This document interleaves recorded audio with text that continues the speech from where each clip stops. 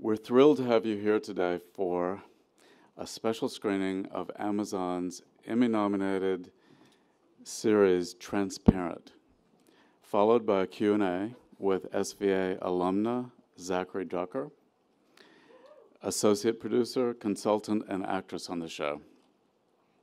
I taught Zackary as a senior at SVA. She was a brilliant, prolific photographer. I followed her as she pursued her MFA at CalArts. When I was in LA after that, she took me to a downtown trendy nightclub in LA called Shits and Giggles. She was the door person. Not long after that, I was in LA and I saw her video work presented as part of the Hammer Museum Made in LA Biennial. And then right after that, I saw her video work in the PS1 Greater New York show.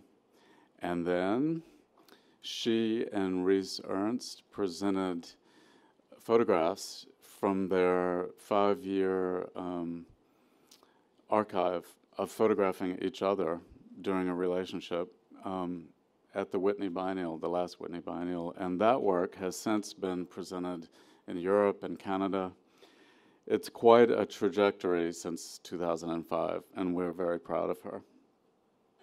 Today we'll be screening the first 2 episodes of Season 1 of Transparent, as well as a special behind-the-scenes look at the show, and an episode of the accompanying series, This Is Me, directed by Rhys Ernst, which was also nominated for an Emmy this year. But first, I'd like to welcome Duana Butler of New York Women in Film and Television, one of our partners for this year's festival, who will introduce today's short films and filmmakers. So please welcome Duana.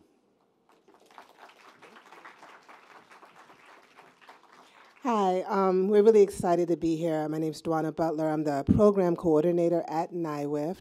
For anyone who's not familiar with New York Women in Film and Television, we're a membership organization of 2,000 members. We're part of 40 chapters worldwide, and we focus on celebrating women's achievements. We advocate for equity for women in the business.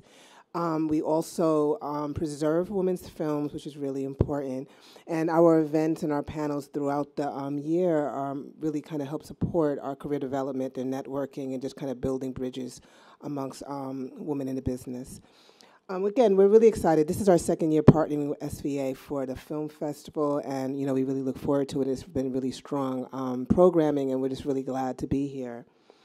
So for the 2nd year again that we've been here. So before we get to Transparent and Zackary, we're also really, really pleased to present 2 short films by SVA alumni. First up will be Away by Elisa Bates, and that will be followed by How Not to Get Raped by Kate Del Buono. I'd now like to welcome Elisa and Kat on stage for a brief Q&A with your moderator for this afternoon, SVA student Samantha Matola. Let's give them a warm welcome.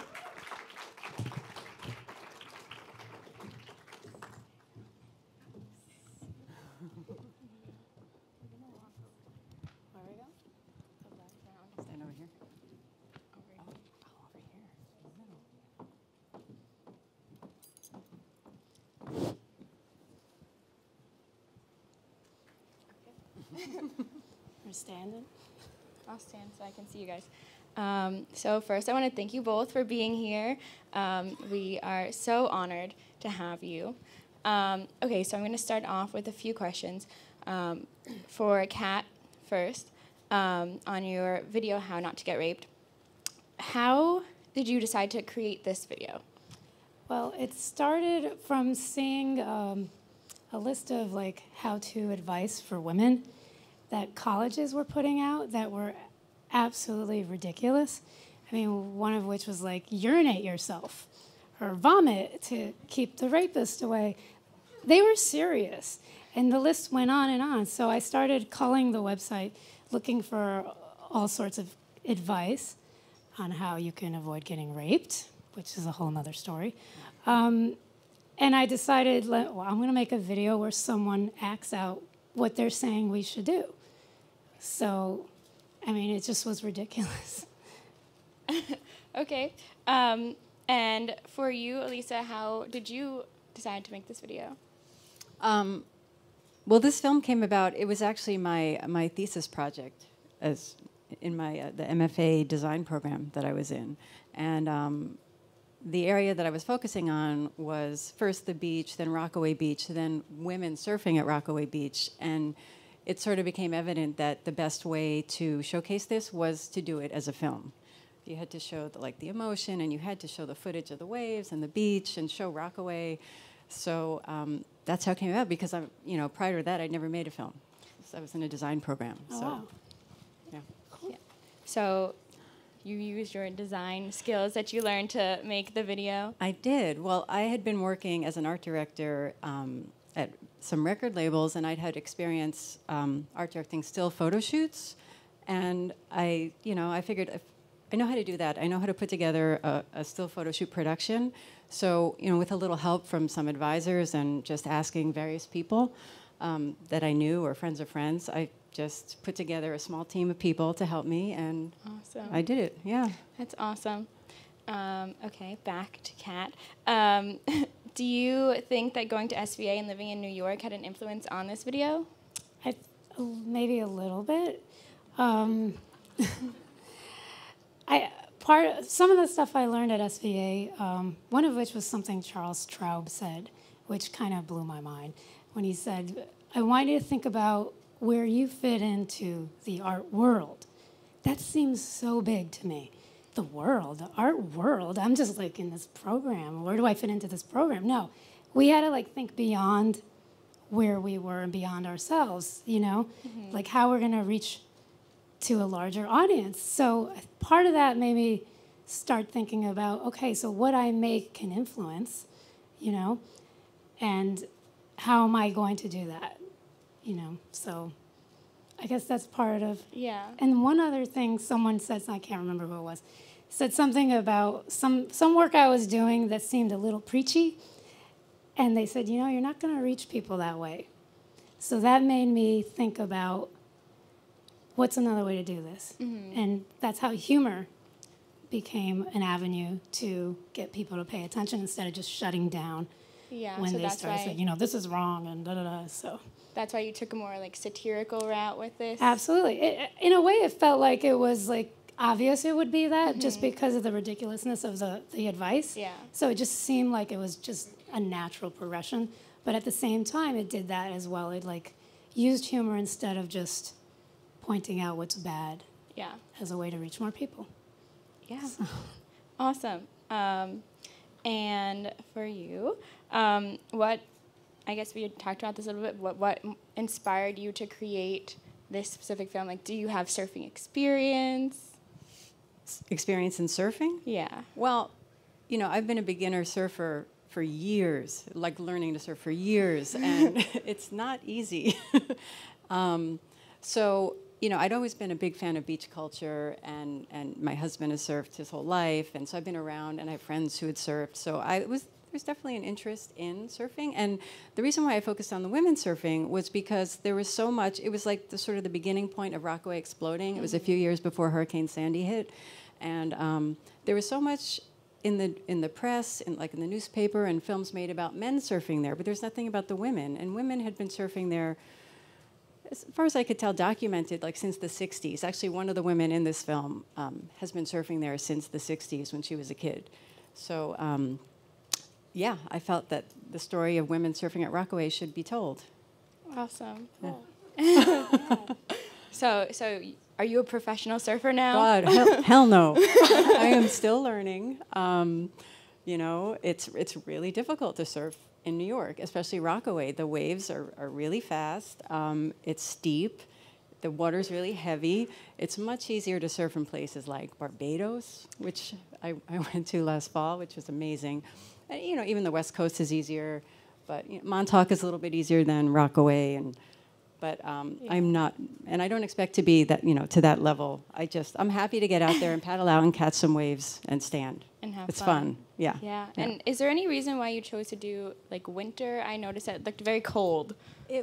That just happened to be when I had to shoot it. Okay. As far as the, the school schedule, like Yeah. when I started shooting versus when it had to be done by. I Okay. think if I was able to, I would have loved to have shot the whole year round to get a Yeah. really full picture of the surfing out there, but But it looked beautiful anyway. thank you. And your video is showing at the SVA Chelsea Gallery on the west side. Yeah, I think it's closing today, Today's though. the last day at 6, so if you all want to go, make sure you go right after this and check it out. Thanks. Thank you guys both. Thanks. Thank you. Thank you so much for coming. I'm Adam Natali. I'm the director of SVA Theater. Thank you. I hope you enjoyed the many films we just showed you. I'd now like to introduce SVA alumna Zackary Drucker. She's a co-producer, consultant, and actress on Transparent. Zackary is an independent artist, cultural producer, and trans woman who breaks down the way we think about gender, sexuality, and seeing.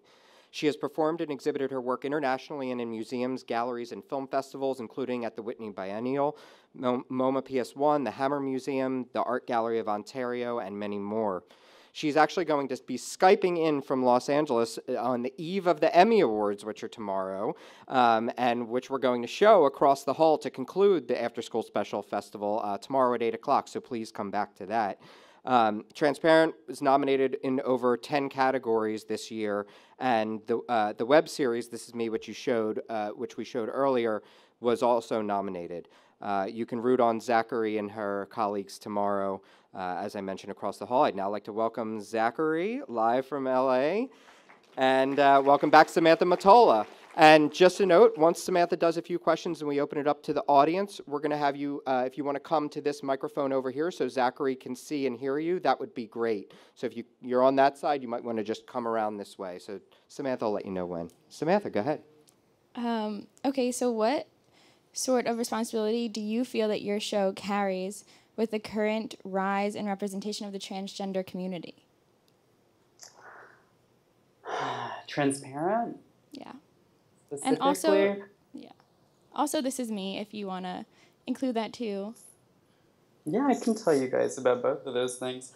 I started working on Transparent 2 years ago when Jill Soloway was developing the pilot. When she was writing it, my collaborator Rhys Ernst and I were among the first people on the project.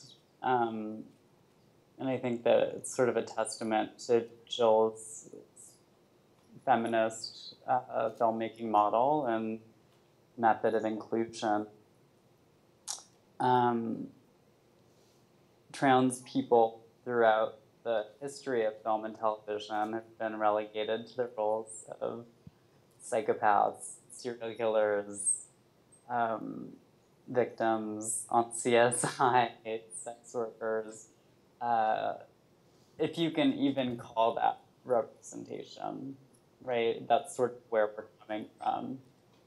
We've been comic relief, been butts of jokes, it's a long history of male actors and comedians cross-dressing in cinema and television. So that's kind of where we're coming from, like the dark ages, let's say. I think of Transparent as the beginning, like as zero, as the beginning of a more positive politic of representation for trans people. It's the first time we've seen a trans character rendered in full complexity. It's the first time we've seen a trans character situated in a family and in a family narrative. Trans people otherwise have always been represented as sort of satellites out there on their own. So it's, been an incredibly inspiring 2 years, I think, for the trans movement in general. We've kind of made this huge leap forward. And from my vantage point, it's sort of hard to separate that larger cultural movement from my role on Transparent, because that's where I'm physically situated. A big part of what I do on the show is help kind of inform the politics of representation. We bring a lot of trans people behind the camera, so we have a trans-inclusive workplace with as many folks in as many departments as possible, which I think is one of the things that really helps the authenticity of the narrative, as well as casting as many trans people as possible. I mean, we've all been left out of our own storytelling so long. I think that Hollywood is a huge diversity problem, and that's true of women being excluded, people of color being excluded, queer people, trans folks. I think we have a long way to go, but it's my hope that with Transparent, we're sort of setting a new standard for inclusion and storytelling and a more authentic rendering of a trans person's life. And then on This Is Me, we made that really quickly. There's 5 episodes, and you guys watched the one that I'm in, which was the one that I was most involved in, but I produced all 5 of them. You can see them on wifey.tv, which is Jill Soloway's web channel. Check them out. That was a real pleasure. We made it between season 1 and season 2. And we sort of took all of these characters who exist on the periphery of Transparent. Everybody's in This Is Me is in Transparent somewhere, whether it's in season 1 or season 2. And sort of put them in the center. And created like a narrative documentary style, but one in which people were sort of able to tell their stories. And it was made with almost entirely a trans and gender non-conforming crew behind the scenes. So it's kind of a revolutionary experiment. Yes, definitely. One more thing before we open it up to the audience. I just wanted to congratulate you on being nominated for Emmys, both with Transparent and This Is Me. And want to remind everyone that we're watching the Emmys live tomorrow in the other theater at 8 o'clock. How does it feel to be honored with those nominations? Incredible. I mean, I feel honored to have the opportunity to work on those projects and to have had, enough access and the tools to help create them and construct them. To be nominated was a tremendous surprise. I mean, for This Is Me especially, I kind of felt like the little train that could. I still am not convinced that many people have actually seen it, but that's maybe a little lie that I tell myself to preserve any feeling of anonymity that I have. And Transparent, the fact that it's been received so well, I think is a testament to the amount of love that went into its synthesis and its creation. At its core, Transparent is made with a lot of love and a feeling of family. And I think that's reverberated. And I hope that that's what viewers get when they watch it. Well, congratulations again. Thank you. If anyone has any questions you would like to ask Zackary, you're welcome to come up to the microphone and ask away. Or just comments. Or just comment. Revelations. Realizations. Hi. Hi, what's How's your it name? going? My name is Jake. I'm a third-year animation student here at SVA. And I've also... I wish I could be there with you guys. This is like really very sincerely, I wish that I could be there. You're so doing bummed fun out. things in LA. It's cool. While being here, I've also held the position as co-president of Queer SVA, which is the LGBTQA campus group. Cool. That didn't Yeah, exist 10 years ago. yeah, isn't that awesome? We do fun things. But one of the challenges we face in the student group is that trying to include every letter on the LGBTQIA spectrum. And I know that Transparent, which I'm a huge fan of the series, and it's so cool to be here with you. Part of what Transparent does is it really includes every aspect of queer culture that is just not represented. And I was curious if you have any advice for, as the student organization, what we can do to make it completely inclusive and fun for educational and everything for everyone.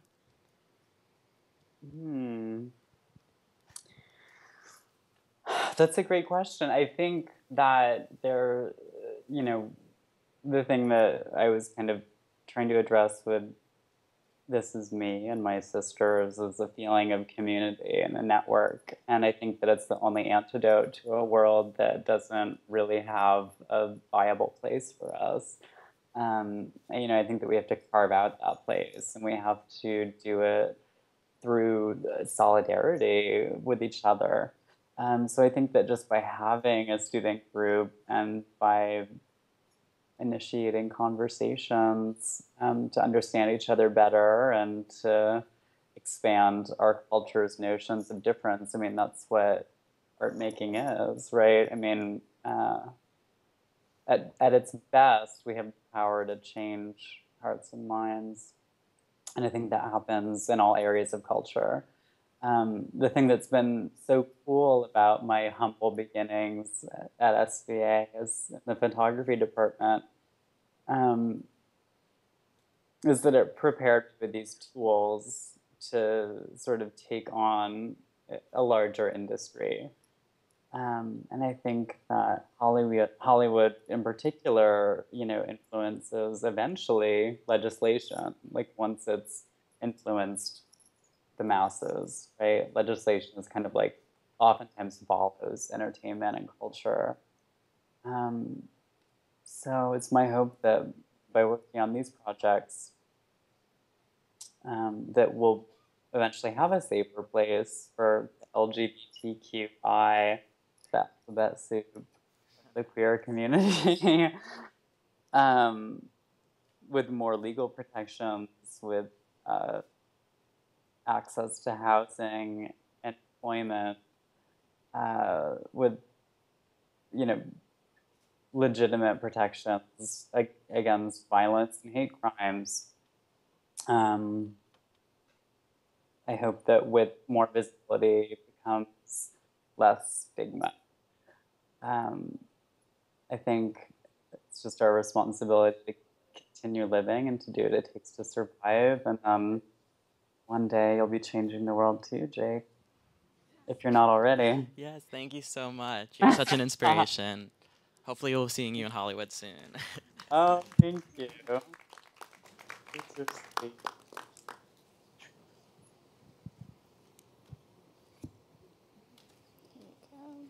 Hi, how are you? My name is Rima Dibien, and I'm a huge advocate. So I think you're gorgeous. And Thank you. Okay, thank you. And They compliment. And to be honest, I have like the opposite of Jill Soloway. So when my mother came out, I was like 14, and there's a woman in the audience who took me in, and it was a hard road, and it's hard to tell your story. So everybody has different ways of trying to tell their story as dynamically and clearly as you have. So I applaud you for that. I guess my question is, how can I take my theater piece, because I'm a theater major, I went to Carnegie Mellon, and how can I take my theater piece and break down all the categories so that they no longer exist. That's my dream. That's my vision. So that's, I mean, it's a huge road of not. I have a little part in the piece, and everybody thought I was transgender, and I was so fucking proud. I was like, yeah, I support. So do I take my part, cut it out, and put a transgender actor in there? How do I create more inclusive, embracing, supportive, proactive, imaginative, I guess, create more to my piece, which is going to be in the village. So, I mean, it's just a little road, but it's going to be, yeah. How do I do that so that people see that, you know, my passion? You could see Jill Solway's passion. You could see it on the screen. You could see how it's shot. You can see it how she casts. You could see how the storyline, brilliant writing. I mean, all of that is everybody's dream. Yeah, absolutely. I mean, I think that we can only do so much. I mean, we can only affect like we can only use the tools that we have, and we can affect the immediate community. And like, I think my style of art making has always been to speak to my enabling community. And what I mean by that is the people who are directly around me, who inspire me. And I think that the more specific you can be with your message and your story, the more universal it is. Yeah.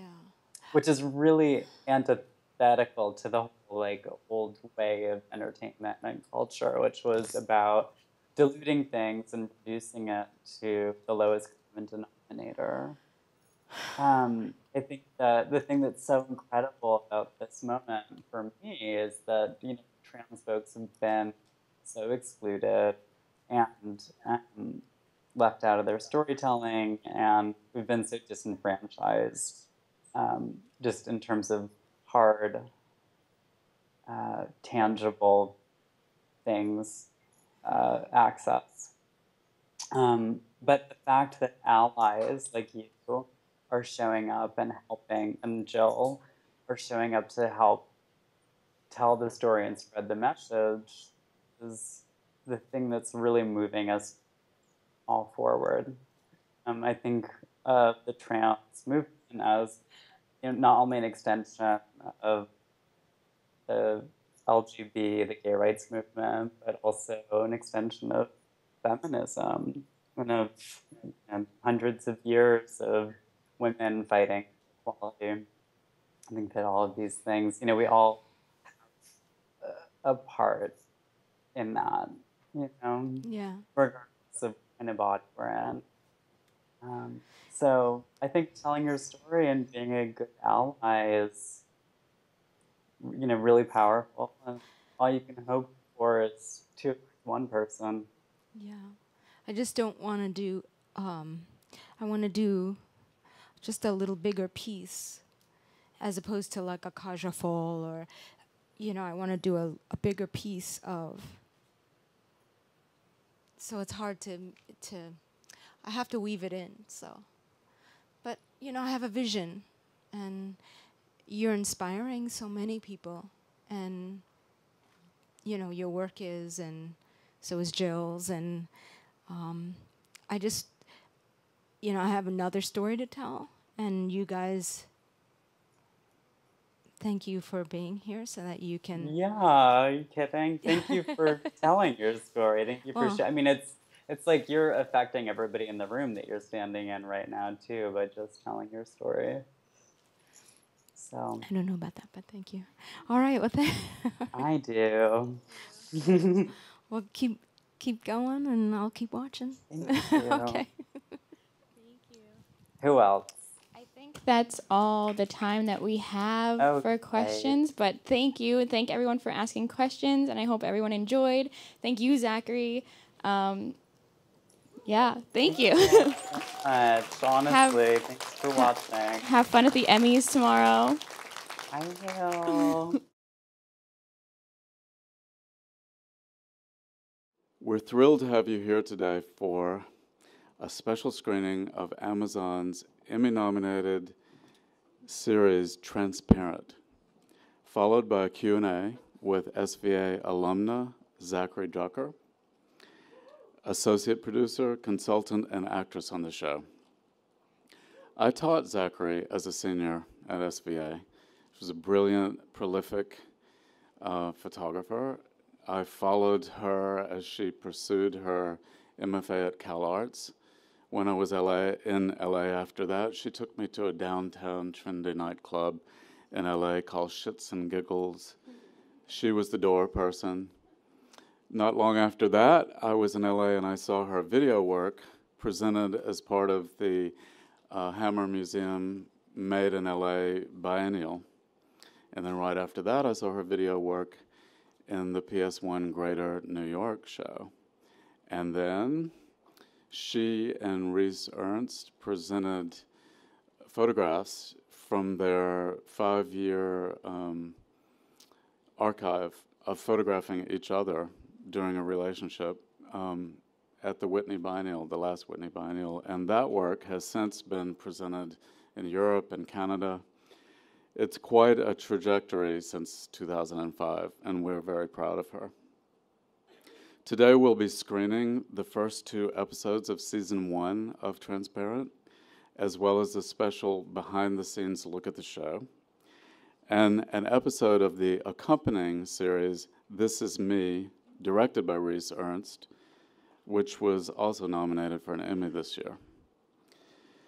But first, I'd like to welcome Duana Butler of New York Women in Film and Television, one of our partners for this year's festival, who will introduce today's short films and filmmakers. So please welcome Duana.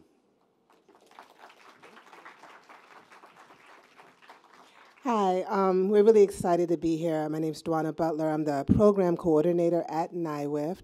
For anyone who's not familiar with New York Women in Film and Television, we're a membership organization of 2,000 members. We're part of 40 chapters worldwide, and we focus on celebrating women's achievements. We advocate for equity for women in the business. We also preserve women's films, which is really important. And our events and our panels throughout the year really kind of help support our career development and networking and just kind of building bridges amongst women in the business. Again, we're really excited. This is our 2nd year partnering with SVA for the film festival, and we really look forward to it. It's been really